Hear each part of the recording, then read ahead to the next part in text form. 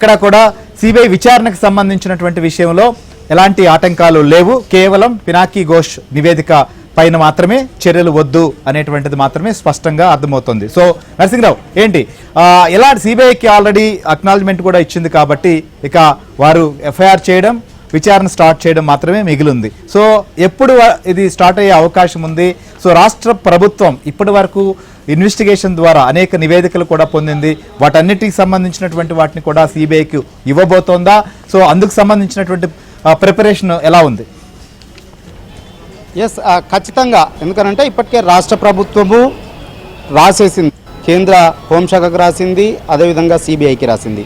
CBI acknowledgement కూడా ఇచ్చింది. So ఈ అంతేకాకుండా అవసరమైనటువంటి అన్ని ఏర్పాట్లు చేస్తామని చెప్పింది. అవసరమైనటువంటి అన్ని రకాల దర్యాప్తు సందర్భంగా అవసరమైనటువంటి అన్ని రకాల సహాయ సహకారాలు అందిస్తాము రాష్ట్ర ప్రభుత్వం పక్షాన అని చెప్పి కూడా స్పష్టం చేసింది అటు కేంద్ర హోంశాఖకు, అదేవిధంగా ఇటు సిబిఐకి రాసినటువంటి లేఖలో. సో ఈ నేపథ్యంలో దాంతోపాటుగా ఏదైతే హర్డిల్ ఉందో, ఏదైతే నియంత్రణ ఉందో, ఇక్కడికి సిబిఐ వచ్చి నేరుగా దర్యాప్తు జరగకుండా ఏదైతే జీవో నెంబర్ 51 ఉందో దాన్ని సడలిస్తూ కూడా నోటిఫికేషన్ ఇచ్చేసింది. సో ఈ నేపథ్యంలో ఇక్కడికి వచ్చి నేరుగా విచారణ జరపడానికి అవసరమైనటువంటి అన్ని అవకాశాలని, అనుమతుల్ని ఇచ్చింది రాష్ట్ర ప్రభుత్వం సిబిఐకి. ఈ నేపథ్యంలో ఏ క్రమమైనా కానీ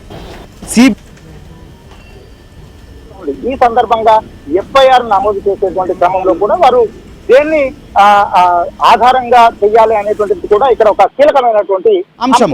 ఇటు ఎన్టీఎస్ఏ ఇచ్చినటువంటి నివేదిక ఆధారంగా, అటు విజిలెన్స్ ఎన్ఫోర్స్మెంట్ ఇచ్చినటువంటి నివేదిక ఆధారంగానా, లేదనంటే ఇటు పినాకి చంద్రఘోష్ ఇచ్చినటువంటి నివేదిక ఆధారంగానా అనేటువంటి కూడా ఒకంత కీలకంగా మారుతుంది. సో ఆ సందర్భంగా సిబిఐ వచ్చినటువంటి సమయంలో ఏ నివేదిక కోరినా కూడా ఇచ్చేందుకు రాష్ట్ర ప్రభుత్వం సిద్ధంగా ఉంది ప్రభుత్వానికి ఇచ్చినటువంటి నివేదికలో.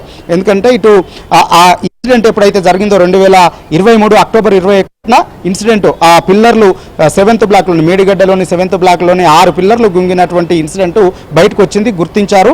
సో ఆ తర్వాత వెంటనే ఎన్డీఎస్ఏకి లేఖలు రాశారు. దానిపైన ఎన్డీఎస్ఏ దాదాపుగా ఇమీడియట్గా అదే 2023 అక్టోబర్లో తాత్కాలిక నివేదికనిచ్చింది. ఆ తర్వాత 2024లో మరొక నివేదికనిచ్చింది, 2024 మార్చిలో. అదేవిధంగా 2025 ఈ ఏడాది మేలో కూడా తుది నివేదికని అందజేసింది. ఈ 3 నివేదికల్లో ఏ నివేదిక కావాలన్నా కూడా రాష్ట్ర ప్రభుత్వం సిబిఐకి అందజేయడానికి సిద్ధంగా ఉంది.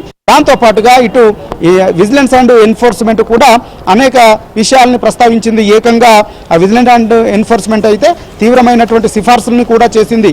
ఏకంగా 57 మందిని దోషులుగా తేల్చింది అధికారులను. ఏకంగా అందులో 17 మంది మీద క్రిమినల్ చర్యలు తీసుకోవాలని చెప్పి కోరింది. 33 మంది మీద అధికారుల మీద శాఖాపరమైనటువంటి చర్యలు తీసుకోవాలని కోరింది. అంతేకాకుండా రిటైర్ అయినటువంటి అధికారుల నుంచి జరిగినటువంటి నష్టాన్ని రికవరీ చేయాలి, ఆర్థిక పరమైనటువంటి నష్టాన్ని అనేటువంటి విషయాన్ని కూడా సూచించింది. ఆ నివేదిక ఇవ్వడానికి కూడా సిద్ధంగా ఉంది. కమిషన్ ఇచ్చినటువంటి నివేదిక ఇవ్వడానికి సిద్ధంగా ఉంది. సో ఏది అడిగితే కూడా కాలేజ్ దానికి సంబంధించినటువంటి నిర్ణయాలకు సంబంధించినటువంటి మినిట్స్ ఇవ్వడానికి కూడా సిద్ధంగా ఉంది ప్రభుత్వం. అన్ని రకాలటువంటి ఏర్పాట్లు చేసేందుకు రాష్ట్ర ప్రభుత్వం సిద్ధంగా ఉంది. రైట్ నరసింహరావు.